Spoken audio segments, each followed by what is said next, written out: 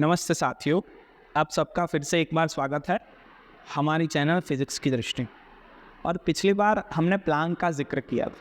Planck ने अपना एक इक्वेशन दिया था E=h। वो है क्या, उसने क्या बताया था, वो आज हमें समझना। तो आइए जानते हैं कि वो है क्या। प्लैंक ने अपने क्वांटम पोस्टुलेट में एक ही इक्वेशन दिया जिसका नाम है E=h²। वो बताना बेसिकली ऐसा चाहता था कि जो भी एनर्जी या जो भी रेडिएशन वो ब्लैक बॉडी से निकल रहा है, वो ऐसा नहीं है कि वो हर टाइप का रेडिएशन, वो एक क्वांटाइज्ड रेडिएशन। यानी कि मैं अगर आपको एक एग्जांपल के तौर से समझाऊं कि एक जो बॉक्स है जिसमें डिफरेंट तरीके की चॉकलेट्स, अगर आपको चॉकलेट्स खानी तो आप कैसे चॉकलेट खा पाओगे? उस डब्बे को खोलो, एक चॉकलेट निकालो, खा, दूसरी चॉकलेट निकालो, खा, तीसरी चॉकलेट निकालो, खा। ये पॉसिबल नहीं है कि आप आधी चॉकलेट खाओ और आधी बॉक्स में रखो। जैसे कि अगर हम स्टेप्स चढ़ते हैं, first step, second step, third step, fourth step, fifth step, ऐसा पॉसिबल नहीं है कि मैं चढ़ना चाहता हूँ 2.5 स्टेप, तो वो एनर्जी पॉसिबल नहीं। प्लैंक का ये हाइपोथेसिस था कि जितनी भी एनर्जी उसमें से निकल रही है वो किस फॉर्म से निकल रही है, एक टाइनी पैकेट के रूप में निकल रही है। और उसी पैकेट को उसने समझाया था कि ये क्या है, एक क्वांटा। क्वांटा का मतलब आप समझे कि किसी भी चीज़ को आप रैंडमली नहीं निकाल पाओ, या तो वो चीज़ निकलेगी जो एक पर्टिकुलर नंबर से गुना होगी, उसका जो मल्टीप्लाई होगा उतनी ही चीज़ें आप उसमें से ऐड कर सकते हो या उतनी ही चीज़ें आप उसमें डाल सकते, उसी को बोलते हैं क्वांटा।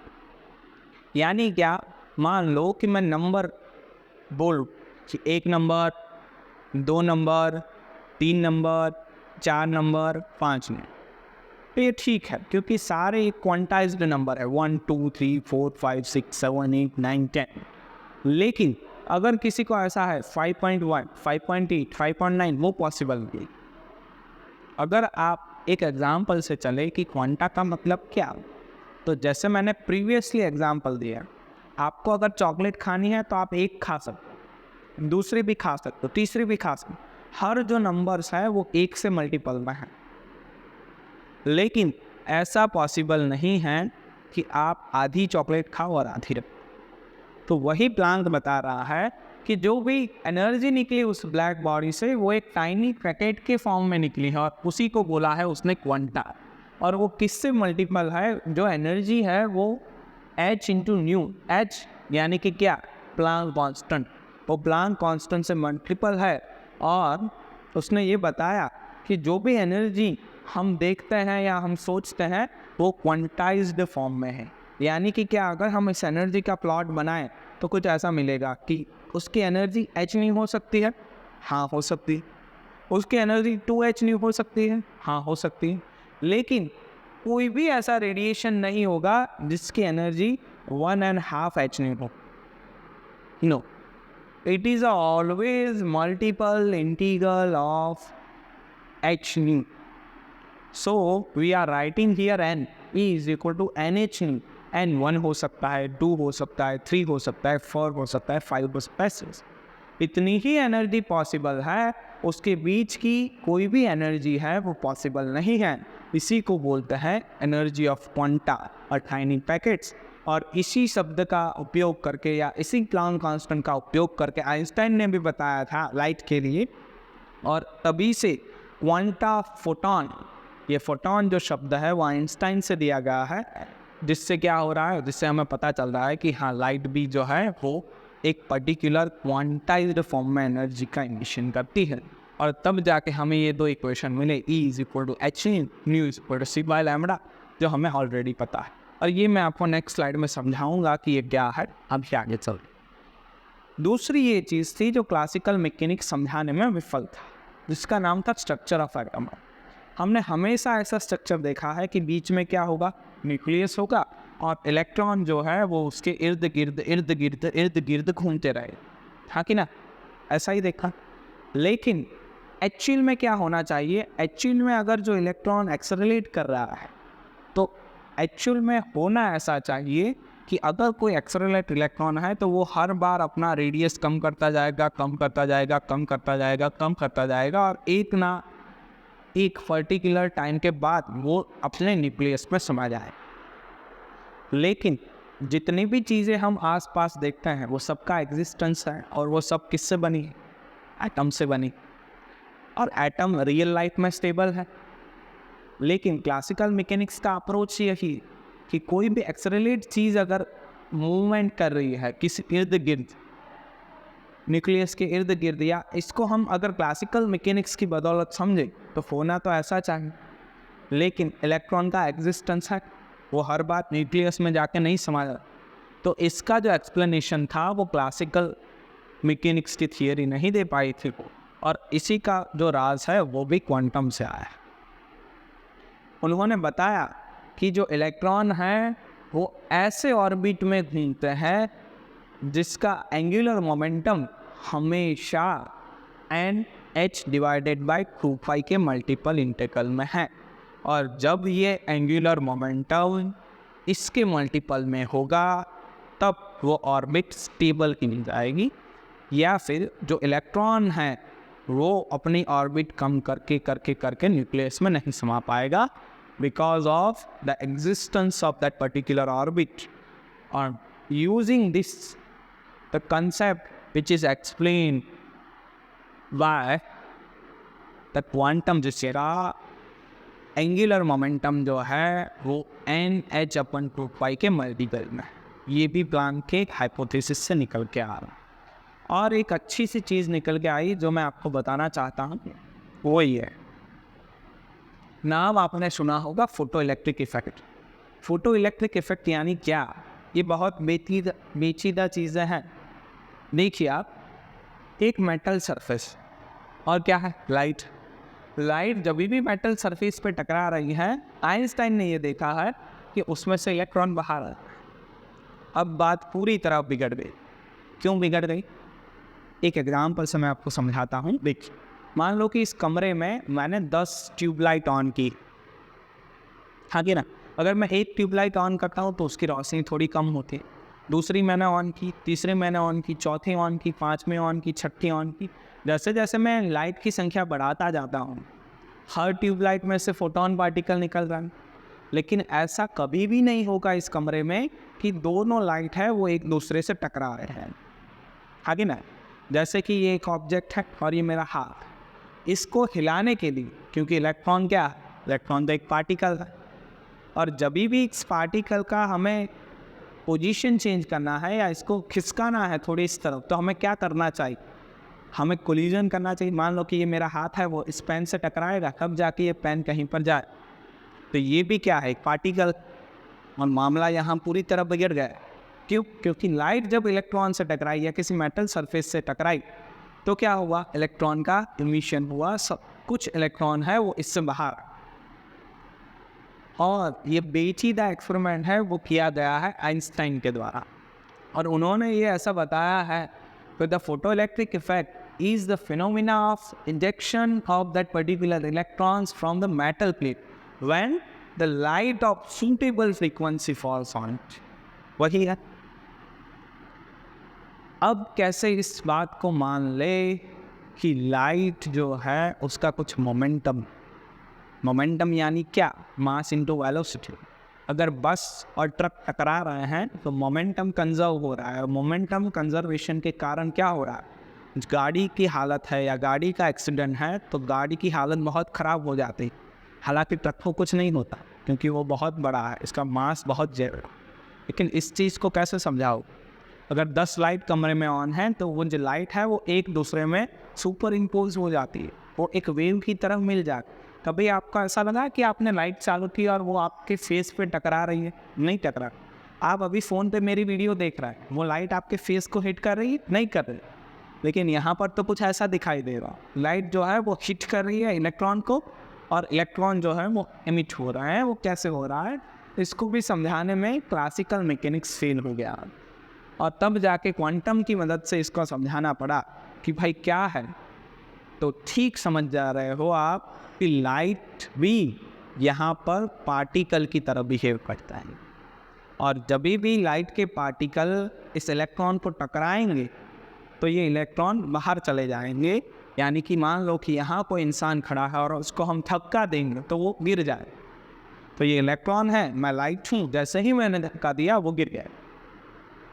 वही एक अप्रोच आइंस्टाइन ने हमें भी दी थी और 2 इक्वेशन दिया है। अब तो जानते हो एच न्यू क्या है, एनर्जी, और ये एच न्यू वहाँ पर एक शब्द लिखा था जिसका नाम था सूटेबल एनर्जी। यानी क्या, मान लो कि मैं और मुझे इस बॉर्ड को उठा के कहीं और ले जाना है, तो उतनी मेरे पास तो एनर्जी होनी चाहिए। मान लो कि इस बॉर्ड को उठाने के लिए एनर्जी कुछ चाहिए 50 जूल, 50 जूल, और मेरे पास एनर्जी है 40 जूल, तो क्या होगा, ये बॉर्ड मेरे से उठेगा नहीं। तो वही एक रिलेशन है सिंपल सा कि अगर इस बॉर्ड को मुझे उठाना है तो मुझे मिनिमम कितने एनर्जी चाहिए, 50 जूल एनर्जी चाहिए, और बाकी की अगर उससे ज़्यादा है तो ये बॉर्ड मुझसे उठ जाएगा। तो यही है जो एनर्जी, वो लाइट जिस मेटल सरफेस से टकरा रही है उसकी एनर्जी है E = एच न्यू। चाहिए कितनी, h nu zero. Nu zero को हम यहाँ बोलते हैं threshold energy, minimum required energy to eject the electron. Electron को बाहर निकालने के लिए इतनी एनर्जी चाहिए, और बाकी की एनर्जी कहाँ गई, तो बाकी की एनर्जी है वो इलेक्ट्रॉन की काइनेटिक एनर्जी में कन्वर्ट। जैसे कि मान लो कि मेरे पास बहुत ज़्यादा एनर्जी, मैं किसी को धक्का लगा रहा हूँ, एनर्जी इतनी है कि वो धक्का लगा के वो तो गिर गया, मैं भी गिर गया। तो वैसे कि यहाँ पर चीज़ें हैं कि जो एनर्जी ज़्यादा है वो काइनेटिक एनर्जी में कन्वर्ट हो जा रही, और यही कंसेप्ट जो है वो आइंस्टाइन ने फोटो इलेक्ट्रिक में समझाया था। लेकिन दिक्कत अब यहाँ पर हो गई है, हमारे पास बहुत बड़ी wave and particle nature of light. मैं बीच में खड़ा हूँ, लाइट को मैं वेव मानूँ या मैं पार्टिकल मानूँ। मेरे चैनल पे आपको 2-3 एक्सपेरिमेंट के भी वीडियो मिलेंगे जहाँ पर मैंने डिफ्रैक्शन का एक्सपेरिमेंट किया है, वेवलेंथ मेज़र की है। अगर लाइट को अगर हम इस कमरे में ऑन कर रहे हैं, यहाँ पर भी ऑल्सो 3-4 ट्यूबलाइट चालू है, तो लाइट एक दूसरे के साथ मर्ज हो जा रही है, सुपर इम्पोज हो जा रही है। और ये नेचर किसका है, वेव का है। वेव आई, चल सुपर इम्पोज में वेव आई, लाइट की वेव, यहाँ से एक लाइट आई, यहाँ से एक लाइट आई, सुपर इम्पोज। इस वाइट बोर्ड से या इस डिजिटल बोर्ड से जो लाइट निकल रही है वो मुझसे टकरा नहीं रही है, वो क्या कर रही है, कुछ लाइट मेरी बॉडी से एब्जॉर्प्शन हो रही है, कुछ रिफ्लेक्ट हो रही है। आखिर ये वेव का नेचर है। जैसे पानी आया, पानी के किनारे आया, फिर चला गया, ये वेव। यहाँ से अगर कोई पानी आया, यहाँ से कोई पानी आया, तो वो एक दूसरे में मर्ज गए। पानी की वेव की बात कर रहा हूँ, पानी की बात नहीं कर रहा, पानी तो पार्टिकल ही है। लेकिन अगर हम फोटो इलेक्ट्रिक इफेक्ट में देखें, इस लाइट का क्या होना चाहिए था, इस लाइट का ये होना चाहिए था कि अगर ये लाइट वेव है तो ये इलेक्ट्रॉन बाहर नहीं निकलना चाहिए। इलेक्ट्रॉन बाहर निकला है, उसका मतलब ये है कि ये जो पार्टिकल है, फोटोन, जिसको हम लाइट के पार्टिकल मानते हैं, वो इससे टकराया, और इससे टकरा के इसके पास जो एनर्जी वो इलेक्ट्रॉन को दे दी, और उसी एनर्जी को एब्जॉर्ब करके इलेक्ट्रॉन बाहर चला।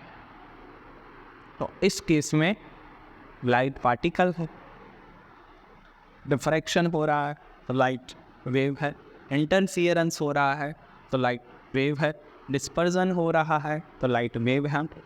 लाइट वेव है तो उसकी कोई वेवलेंथ वो हम पहले से जानते हैं, लेकिन लाइट पार्टिकल भी है, ये फोटो इलेक्ट्रिक इफेक्ट से नहीं। और इसीलिए मैं बताता हूँ कि क्वांटम मैकेनिक्स में जो चीज़ें हैं वो हमारी सोच से भी परे हैं। अब लाइट अपना पार्टिकल रूप दिखा रही, मैंने इंट्रोडक्शन में ही बताया कि हर बार ये अपना नया रूप, नया रंग दिखाती हैं, पर हम परेशान हो जाते हैं कि अब जो लाइट है वो अपना पार्टिकल नेचर दिखा रही है, तो उसके पास कुछ ना कुछ मोमेंटम होना चाहिए। जो मोमेंटम इस इलेक्ट्रॉन को दे रहा है और ये इलेक्ट्रॉन बाहर निकल रहा है, वो कैसे हम एक्सप्लेन करें। और इसी ईयर के आसपास ये डुअलिटी नज़र में आई कि लाइट वेव भी है, पार्टिकल भी है, और दोनों नेचर दिखाती है। वो कैसे हुआ वो हम देख रहे हैं। आइंस्टाइन के समय की बात है, जब फोटो इलेक्ट्रिक इफेक्ट उसने दिया, तब इन्होंने ही बताया था कि लाइट क्या है, पार्टिकल है, और उसका अगर मोमेंटम लिखना है तो कैसे लिखेंगे। हम हर चीज़ का मोमेंटम तो ऐसे लिखते हैं p = m/v, mass into velocity. अब लाइट का कोई मास है नहीं, लाइट मुझ पे गिर रही है, आप पे गिर रही है। जब हम धूप में चल रहे हैं तो ऐसा लगा कि हाँ लाइट का बहुत बोझ है, हमारे कंधों पे गिर रही है, थोड़ा वजन लग रहा नहीं। मास का तो कोई मास नहीं है, वेलोसिटी है, मास ज़ीरो है, mass into velocity, momentum zero. कैसे निकालोगे मोमेंटम लाइट का? ये एक बहुत बड़ी हमारे सामने चुनौती आ गई, दिक्कत आई। अगर लाइट पार्टिकल है तो उसका मोमेंटम हमें निकालना चाहिए, तभी जाके हम मानेंगे कि लाइट कैसे पार्टिकल है। और तब जाके आइंस्टाइन ने उसका जो मोमेंटम दिया है वो है p = h/λ। और अगर आप गौर से इस चीज़ को देखें तो h क्या है, वो प्लांक कांस्टेंट है। और आइंस्टाइन ने भी ये बताया कि जो प्लांक बोल रहे थे वो सही बोल रहे। प्लांक कांस्टेंट की जो अहमियत है, जो हम जितना समझ से हैं उससे भी बहुत ज़्यादा है। और इसने बताया था कैसे इसको एक्सप्लेन किया जाए p = h/λ। तो एक सिंपल सा टर्मिनोलॉजी की एनर्जी है वो कैसे लिखते हैं, E = mc²। आइंस्टाइन का बहुत फेमस इक्वेशन है। प्लांक ने बताया कि जो एनर्जी है वो क्या है, तो c² है। तो m कैसे निकालेंगे हम, m = क्या हो जाएगा, h/c²। हो गया ये। अब बोलो मोमेंटम कैसे लिखते हैं, m × v, हाँ के ना। मास कितना, लाइट का मास है h/c², और v क्या है उसका, cn। c से c क्या हो गया, कैंसिल हो गया, h/c। और हम जानते हैं c = what, λ × f। तो क्या हो गया, μ/c = न्यू लिखो या f लिखो, h/λ। तो ये जो निकल के आ रहा है वो क्या है, ये जो निकल के आ रहा है p = h/λ, वो है हमारा लाइट का मोमेंटम। लाइट के पास इतना मोमेंटम है, और वो किस लिए है, क्योंकि उसके पास फ्रीक्वेंसी है, क्योंकि उसके पास वेवलेंथ है, इसीलिए लाइट के पास मोमेंटम है। और जो आइंस्टाइन ने है ये प्रॉब्लम क्लासिकल फिजिक्स की थी, वो सॉल्व करके दिखा दी कि लाइट है वो एक पार्टिकल की तरह भी बिहेव कर सकती है। ऐसा उन्होंने क्या किया था, ऐसा उन्होंने दिखाया था। सॉरी। उसके बाद आए एक महान साइंटिस्ट लुईस डी ब्रागली। इनकी आपको एक कहानी मज़ेदार सुनाता हूँ। ये जो है ना वो साइंस बैकग्राउंड से नहीं, लुईस डी ब्रागली है वो हिस्ट्री से। किस विषय से है, हिस्ट्री विषय से। इनके भाई थे वो इंजीनियर या साइंस बैकग्राउंड थे। इन्होंने एक सिंपल सी चीज़ बताई, ये बताई कि एक बुक इन्होंने पढ़ी थी अपने समय में, और ये जानते थे कि आइंस्टाइन ने कुछ ऐसा बताया है कि लाइट जो वेव है वो पार्टिकल भी है। तो ठीक उन्होंने उसका रिवर्स कर दिया। इन्होंने बताया कि जितने भी पार्टिकल है यूनिवर्स में, every particle in the universe can behaves like a wave of particle. He is not a man of science, he is a man of history. एक स्टेटमेंट दिया है, ना ही इनके पास इस स्टेटमेंट का कोई प्रूफ है, ना ही ये कोई एक्सपेरिमेंट करना जानते हैं, और ना ही ये इन चीज़ों में जुड़े हुए, ये तो हिस्ट्री से। लेकिन एक लाइन उन्होंने बताई कि अगर वहाँ से उठाई गई, उसने बताया था आइंस्टाइन ने कि लाइट जो है वो क्या है, वेव है, और पार्टिकल की तरह भी बिहेव। उसका रिवर्स करके बता दी कि पार्टिकल है वो भी क्या करता है, वेव की तरह बिहेव करता है। और तब जाके एक नया सोच, एक नई शुरुआत, एक नई क्वेश्चन लगा कि अगर कोई भी पार्टिकल है वो वेव है, तो वेव के पास तो क्या होना चाहिए, अपनी वेवलेंथ होनी चाहिए। क्या होनी चाहिए, वेवलेंथ होनी चाहिए। और वो वेवलेंथ कितनी होनी चाहिए, वो कैसे हम डिसाइड करेंगे। तो ये भाई साहब ने ये फिर से मामला उलझा दिया, जो बड़े मुश्किल से सुलझा। और इसी के बाद आने वाला जो टाइम था वो है डेविसन जर्मन।